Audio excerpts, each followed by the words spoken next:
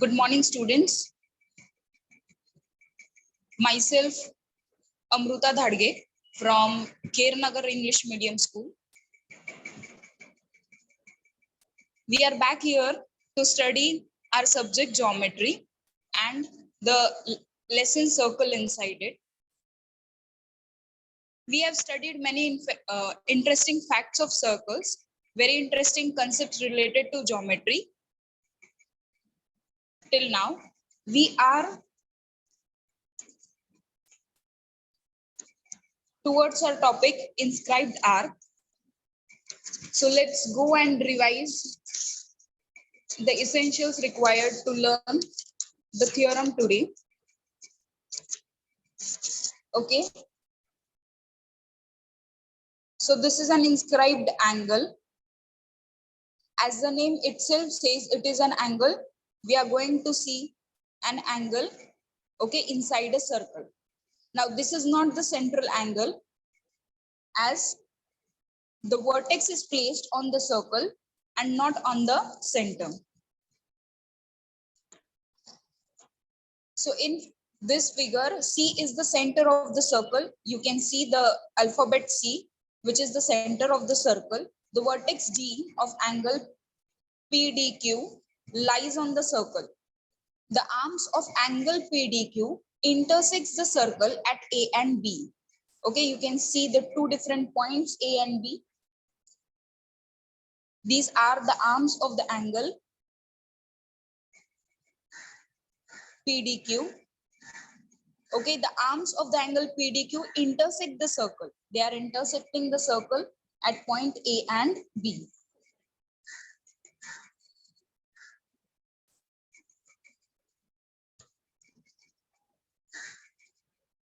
Such an angle is called an angle inscribed in the circle or in the arc. Okay, so this type of angles are called as angle inscribed in the circle or in the arc.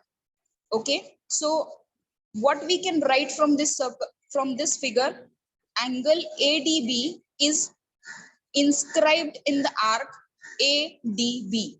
Okay, it is written like this: angle ADB is inscribed in the arc ADB. Okay, so I'll just try to specify it. You can see this angle. This angle is called inscribed angle. Okay, and the circular portion of the circle behind it. Okay, this is arc ADB. It is also called as inscribed arc. Okay, we will see it in next diagrams. Okay, these are the diagrams. You can see that this angle is inside the circle. Okay, it is on the circumference of the circle. Specifically, all the two arms are on the circle. They intersect the circle in two different points, A and C. Where in this figure, you can see that the vertex of the angle is placed on the circumference, but one of its arm is outside the circle, while another arm is on the circle. Okay, it intersects the circle at point C.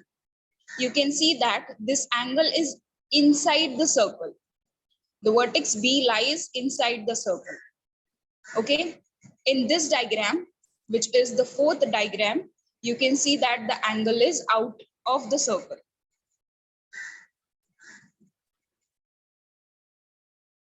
In this diagram also, you can see that the angle is outside the circle, but its arm intersect the circle in two different points, which is capital A and C. This also depicts that the angle is outside the circle, but the arms, okay, intersects the circle. Now, what two conditions are required? The vertex D, angle PDQ, lies on the circle. Okay, and its arm intersect the circle at two different points. Okay, so these things are required for inscribed angle. So we will just go through these lines. In each figure, the arc of the circle that lies in the interior of the angle ABC is an arc intercepted by the angle ABC. we will go through these lines again to understand this concept. Okay, the arc of the circle that lies in the interior of angle ABC, okay, is an arc intercepted by the angle ABC. Whatever arc lies in the interior of the angle, okay, inside the angle, it is called as intersected arc, okay, by the angle ABC. The points of the intersection of the circle and the angle are end points of that intersected arc. Okay, the points of intersection. This is the point of intersection of the angle and the circle. First point is A, second one is this is the C. Okay, so these points will be the end points of the intercepted arc. Okay, so for this angle, the whatever circular region lies inside the arc. So this lies inside the arc. This lies inside the circular region, it lies inside the arc. So this is the intercepted arc. Okay, so what are its endpoints? Its endpoints are the points at which the angle intersects the circle. Okay, each side of the angle has to contain an endpoint of the arc. Yes, okay, it will contain endpoint of the arc. In figures 3.43, 1, 2, and 3, only one arc is intercepted by that angle, and in 4, 5, and 6, two arcs are intercepted by the angle. Okay, now you can see only one arc we can find like this, which is intercepted. Okay, in this angle we can find this is the arc which is intercepted. Okay, in this figure we will find this is one of the arc. Okay, this is also one of the arc, and this one you can find as another arc which lies in the interior of the circle.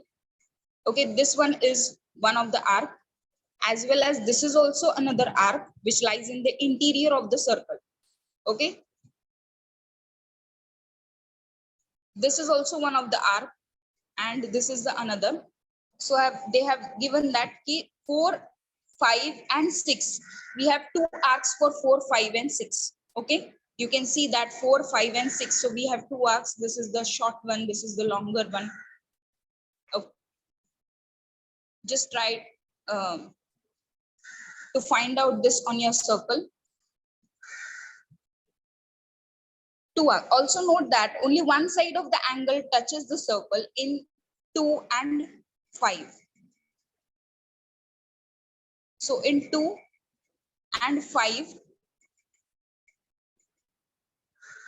only one side touches the circle. So also note that only one side of the angle touches the circle in 2 and 5, but in 6, both sides of the angle touches the circle. Okay, these are the tangents which they touch the circle. So in figure 3.4, the arc is not intercepted arc as the arm BC does not contain any end point of the arc. Okay, so you can see that this whole arm, it does not lie on the circle. So here we cannot find out in this situation, in this condition, we can't find out the intercepted arc for the given circle. Okay, so what are the required conditions? Required conditions are that both the arms should lie on the circle. They should have a point of intersection. Okay, if they are they should contain one point in common, the circle as well as the angle, arm of the angle. So this was intercepted arc. Okay, the end point of intersection of the circle and the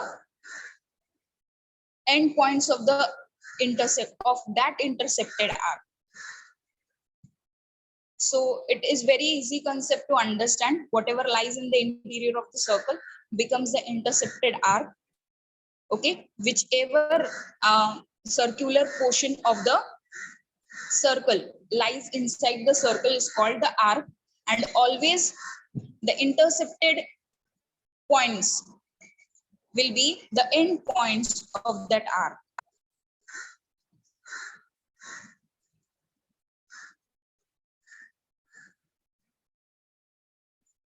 I think you people must have understood what is intercepted arc as well as what is inscribed angle. Okay, first inscribed angle is required to understand the intercepted arc.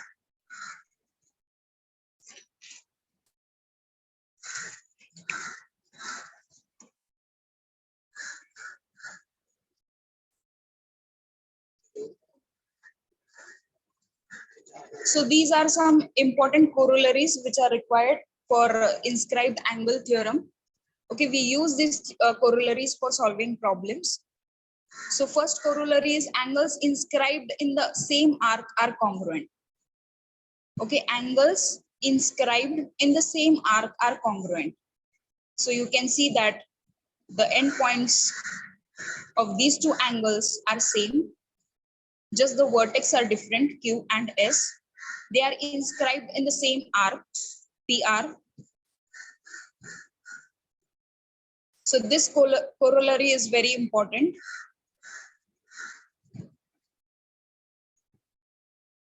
After that, second one, angle inscribed in a semicircle is a right angle.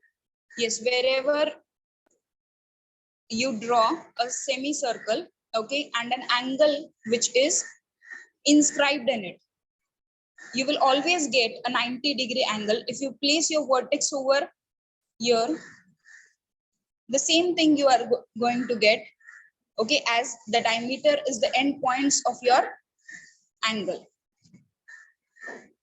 So if you place your right angle triangle anywhere, okay, the vertex of the angle anywhere, you will get that always the angle formed is 90 degree. You can write these proofs, but what all things are important to just to remember this corollary so that we will use it while solving problems.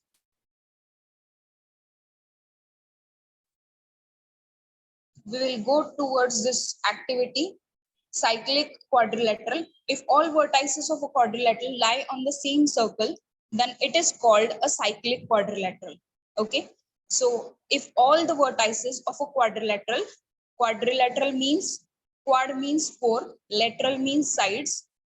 Okay, so all the four vertices of these four-sided figure, which is called as quadrilateral, if it lie on the same circle, then it is called a cyclic quadrilateral. Okay, so example is this. You can see that this is the quadrilateral with all its vertices placed on the circumference of the circle.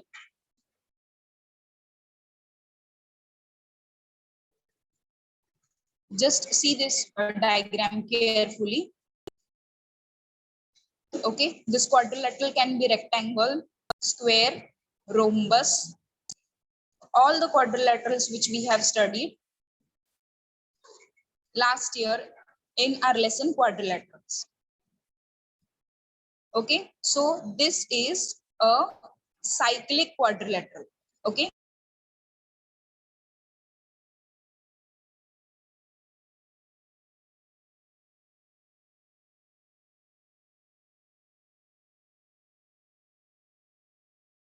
Cyclic quadrilateral. Okay, so what the theorem states for the cyclic quadrilateral theorem and its statements, opposite angles of a cyclic quadrilateral are supplementary. Okay, so first you should remember what is the meaning of supplementary. Okay, supplementary means its addition should be 180 degree. Okay, so opposite angles of the cyclic quadrilateral are supplementary. It means that the sum or the addition of the opposite angles, okay, AC, BD are the opposite angles. Okay, so their addition will be 180 degree. Filling the blanks and complete the following proof. So what is given? Quadrilateral. This sign is for quadrilateral. So we have to write the name of the quadrilateral.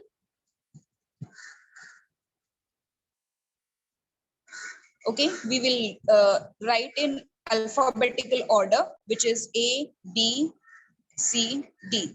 So what is this quadrilateral? It is cyclic. Okay, so it is given. To prove angle B plus angle D is equals to 180 degree. Okay, angle B and angle D are the opposite angles of the quadrilateral, whereas angle A and angle C, their measure, their sum will also be equal to 180 degree.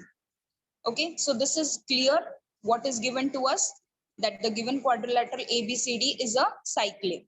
And what we have to prove, the opposite angles which are there in the quadrilateral, okay, the sum of the opposite angles is equals to 180 degree. Okay, 180 degree means they are supplementary. So this is the proof. First we will start writing with the things which are given and what we understand from the given. Therefore, arc ABC is intercepted by the inscribed angle ADC. Arc ABC, try to find out this arc in the figure. So this is the arc ABC, is intercepted by the inscribed angle ADC. Yes, this is the angle, and try to find out the intercepted arc diagram in it.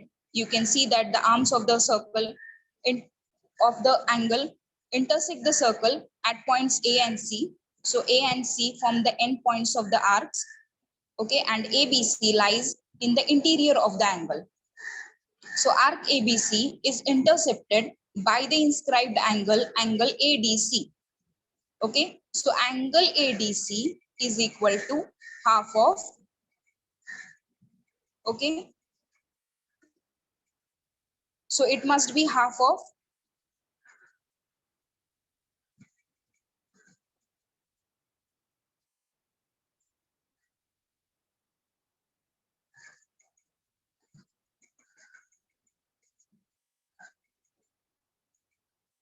angle ABC.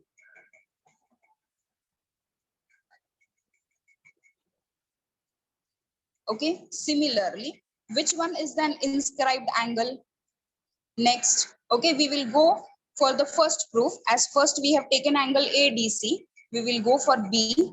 So angle ABC is an inscribed angle in the intercepted arc ADC. Okay.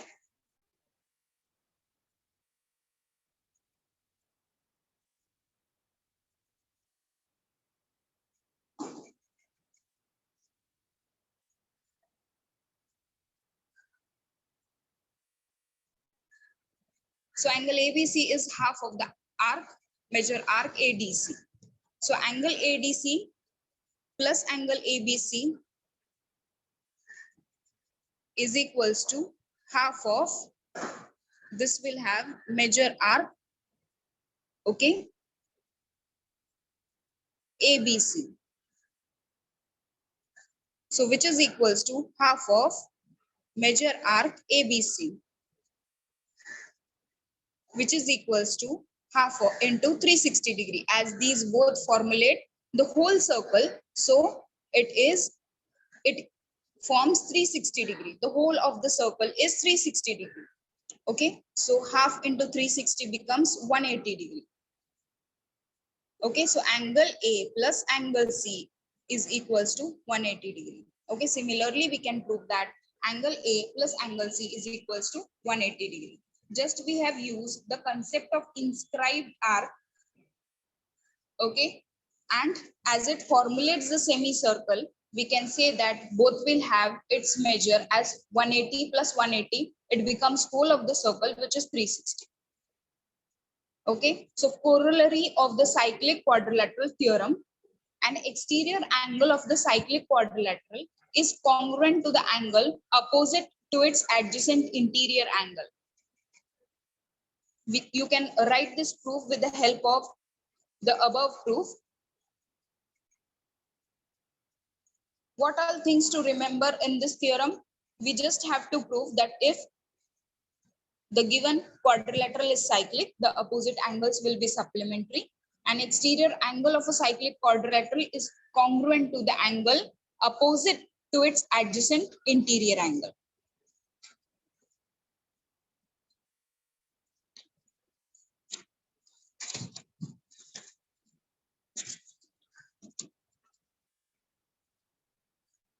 Today we will revise all the important points of this chapter so that we will just keep on solving sums in our next session. So we will revise this chapter. So what all things we are learning in the circle? First, we learned that circle passing through 1 point, 2 point, and 3 points. After that, secant and tangent, circles touching each other, arc of a circle, inscribed angle, and intercepted arc. Okay, then we have learned cyclic quadrilaterals, secant tangent angle theorem, and theorem of intersection of chords. Okay, so these are all the points which were covered. So what are basically congruent circles which have radius same? They are called as congruent circles. These are concentric circles as they are having the center same but radius is different. Okay, they are placed one inside the another, so they are called as concentric circles.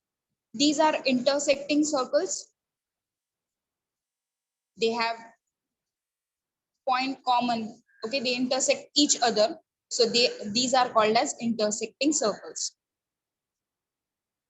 Okay, then we had recalled all the activities, that the segment drawn from the center of the circle is always perpendicular to a chord.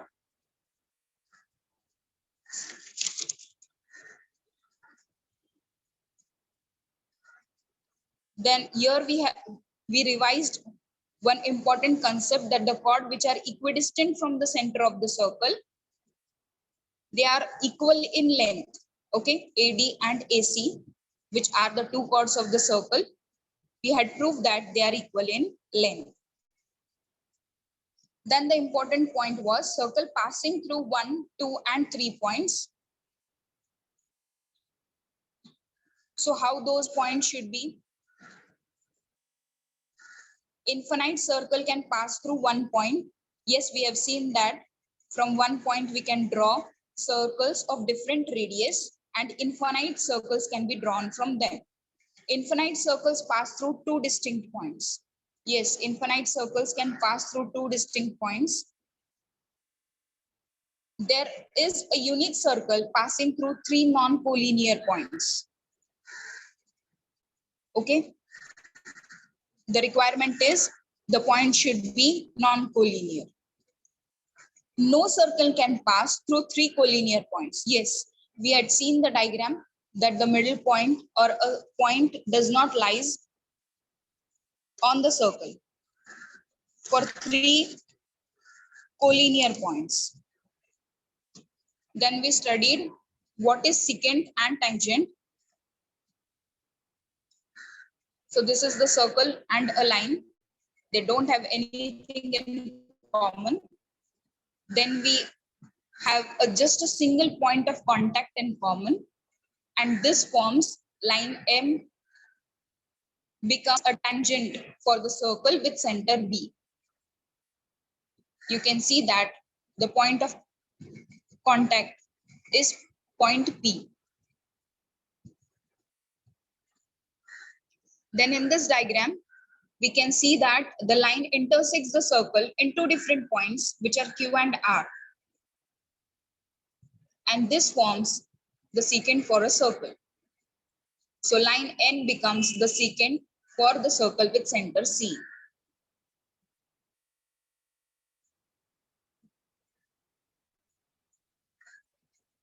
Okay, then this was an interesting activity which explained that n number of secants, whatever you draw, chords, okay,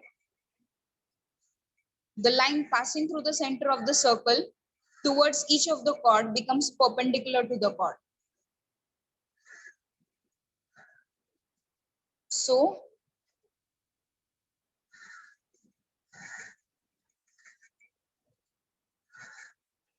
it also explained us that the tangent at any point of the circle is perpendicular to the radius at that point. Okay, so this point, which is the point on the tangent, if you connect this point with the center of the circle, okay, this point will always be perpendicular. Then this was the theorem which stated that a tangent at any point of a circle is perpendicular to the radius at the point of contact. Okay, this we proved indirectly by assuming that line L is not perpendicular to radius. Okay, we will go through its diagram once again and revise the statement: a tangent at any point of a circle. Okay, so this is any point of a circle and we have drawn a tangent line L, okay, is perpendicular to radius at the point of contact. So this is perpendicular to the radius, okay, at the point of contact. So this was the proof, which was an indirect proof, which we went by assuming our assumption, okay, and then we proved that whatever we assumed, okay, was wrong. Our assumption was wrong as we got contradiction in a statement, and therefore whatever we assumed is wrong. So the contradiction of the assumption, that is line L is not perpendicular to radius OA,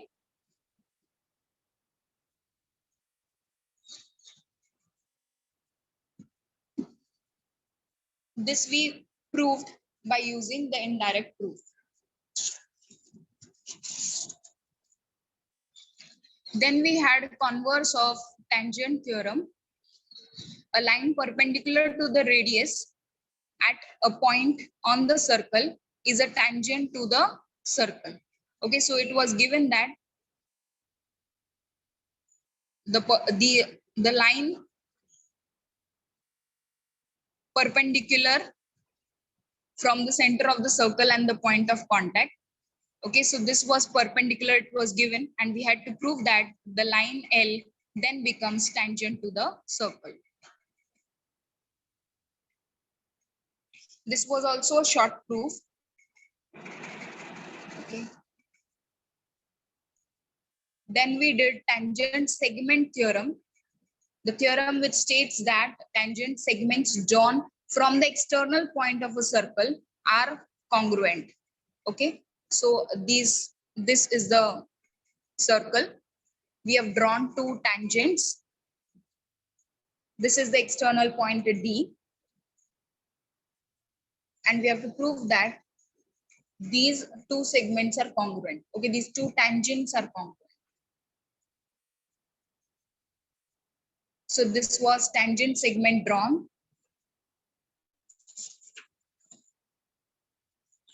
Okay, just go through the solved examples, which are very easy examples. Okay, in the adjoining figure circle with center D touches the sides of angle ACB at A and B. Okay, this touches the sides A and B of the angle ACB at A and B. If angle ACB is equal to 52 degree, then find the measure of angle ADB. ACB is 52 degree. Then find measure of angle ADB. Okay, this central angle measure we have to find. Now the sum of all angles of a quadrilateral is 360 degree. So angle ACB, this is the angle which we have considered in our quadrilateral first. Then CAD, okay, this is the next angle. Then CBD, okay, so this is the angle, and the angle ADB, this is the angle. You can see four angles, okay, is equals to 360 degree. So 52 degree plus 90 degree plus 90 degree. Now how it became 90 degree? By using tangent theorem. Okay, what tangent theorem states that whatever be your point of contact, when you draw a segment from the center of the circle to the point of contact, it is perpendicular to the tangent. Okay, when it becomes perpendicular, it forms 90-degree angle. Okay, so these are the two segments which we draw from the center of the circle towards the point of contact. So they are perpendicular to the point of contact and they form 90 degree. So 52 degree, okay, this is given. Rest all two are 90 degree plus 90 degree. And we have to find measure of angle ADB, which is equals to 360 degree. What we have used tangent theorem, okay? Mentioning this reason, writing reason for your statement is very important, okay? Angle ADB is equals to 52 plus 90 becomes 232 equals to 360 degree. So 360 degree minus 232 is equals to 128 degree. So angle ADB, which is the central angle, okay, its measure is 128 degree. Two things we have applied in this example. The sum of all angles of a quadrilateral is 360 degree, and then we have used tangent theorem. Okay, so these examples are the easy examples.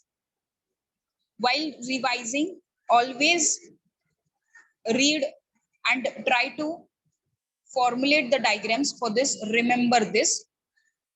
Tangent theorem, the tangent at any point of a circle is perpendicular to the radius through the point of contact. Okay, this was the tangent theorem and the statement for the tangent theorem. A line perpendicular to the radius at its point on the circle is tangent to the circle. Tangent segments drawn from an external point to circle are congruent. Yes, tangent segments drawn from the external point to the circle, they are congruent.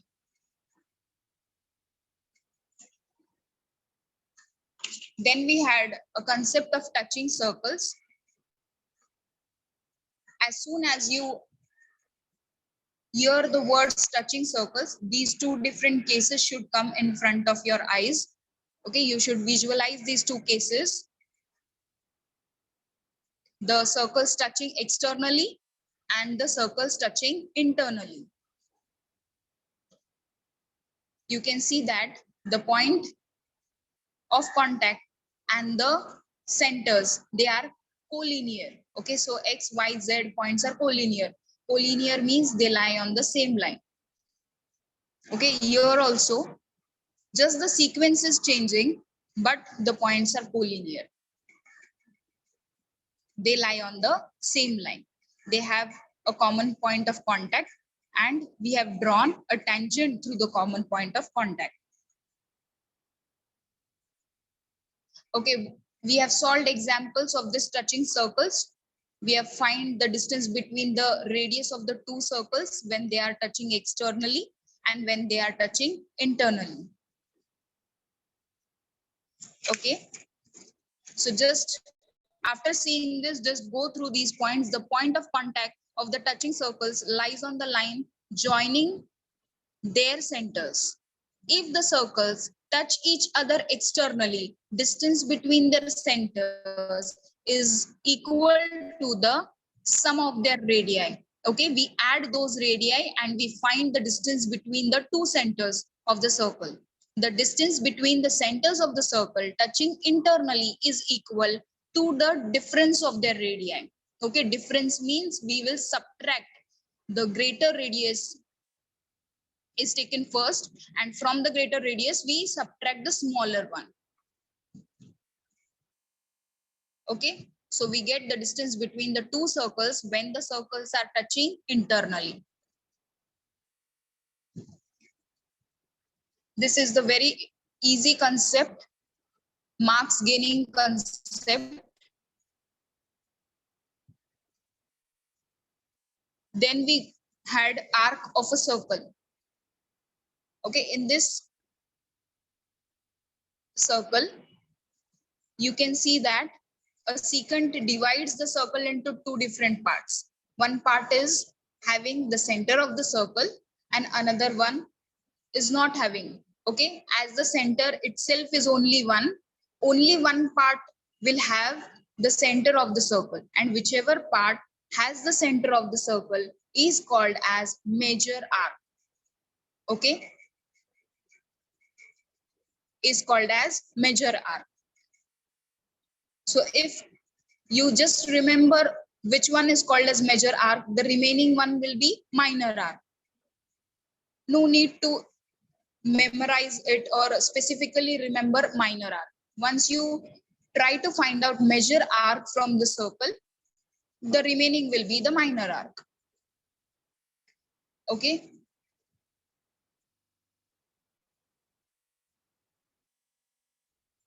Then we had the concept central angle. The angle which has its vertex exactly at the center of the circle is called a central angle.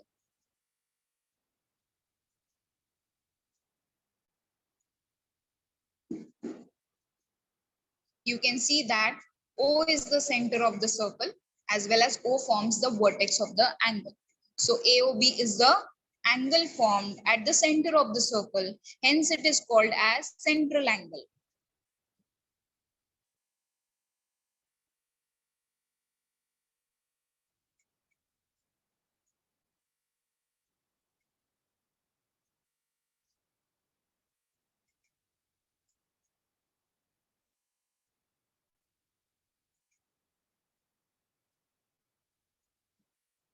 To compare two arcs, we need to know the measure of those arcs. So measure of an arc is defined as follows. So this is also a very important mass gaining concept. Okay, measure of a minor arc is equal to the measure of the corresponding central angle. Okay, so whatever is the measure of the central angle, the same will be the measure of the minor arc. So measure of the central angle AOB is theta. Measure of the minor arc APB is also theta.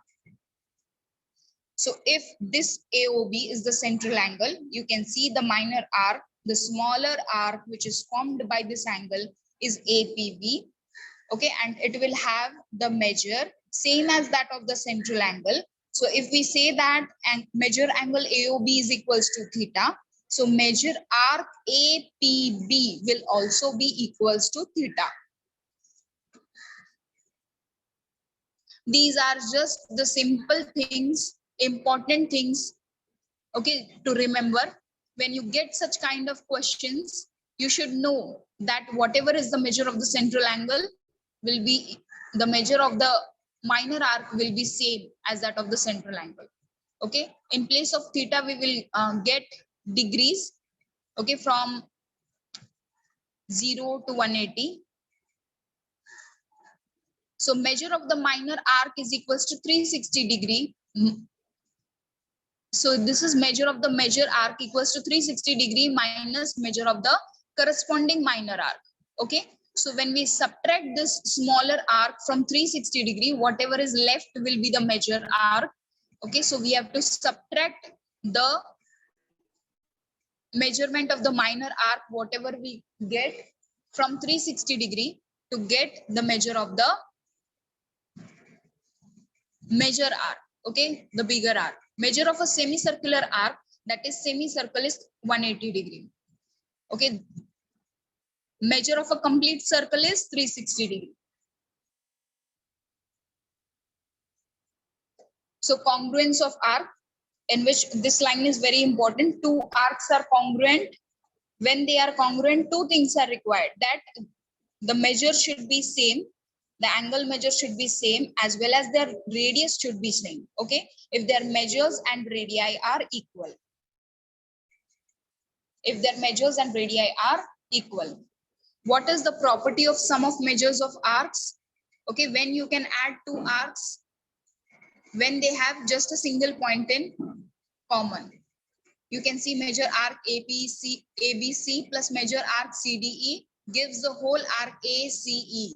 Okay, so this common point is written in between as it formulates the whole arc. Okay, you can't write this because your 2 points are common, BC. Okay, so we just need one single point in common. Then the theorem, the chords corresponding to congruent arcs of a circle are, or congruent circles are congruent. Okay, the arcs corresponding to the congruent arc, the chords corresponding to the congruent arcs of a circle are congruent. Just go through all the statements, try to recollect them. It will be helpful for solving problems. Before solving problems, revise your chapter like this so that it will be easy to understand as well as easy to understand the question and to solve the problems. If you will sit blankly just reading the questions and trying to solve it, you won't be able to do it. Okay, and there we start feeling that the chapter is difficult. So do such kind of revisions. Hardly it will take 15 to 20 minutes to recall all the important points, all the minute points which are essential for solving the questions. Okay, so that it will be easy. Theorem, corresponding arcs of the congruent chords of a circle are congruent. Okay, this is vice versa. If the chords are congruent, then the arcs are also congruent. If the arcs are congruent, then the chords are also congruent. Then we had seen the concept of cyclic quadrilateral. Okay, we will just see these 6 points for today and then we will sum up with our today's session. An angle whose vertex is the center of the circle is called central angle. Okay, so what is the definition of measure of an arc? The measure of minor arc is the measure of its central angle. Whatever be its central angle will be equal to its measure arc. Okay, measure of a semicircle is 180 degree. When two arcs are of the same radius and same measure, they are congruent. Okay, the two arcs should be of same radius and same measure. Then they are called as congruent. When only one point C is common to arc ABC and arc CDE of the same circle,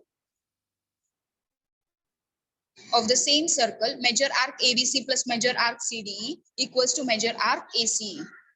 Chords of the same or congruent circles are equal if its related arcs are congruent. Okay, if its related arcs are congruent, then the chords are also congruent. Arc of the same or congruent circles are equal if the related chords are congruent. Okay, so here we have revised all the things very carefully. We have seen the chapter, the important theorems required for this chapter. I hope you people are revising it. Revision is important for the lesson circle as it imprints in your mind. Okay, and it helps to recall you while solving problems. So this much for today. We will continue our session with the problems itself henceforth. Thank you and have a nice day.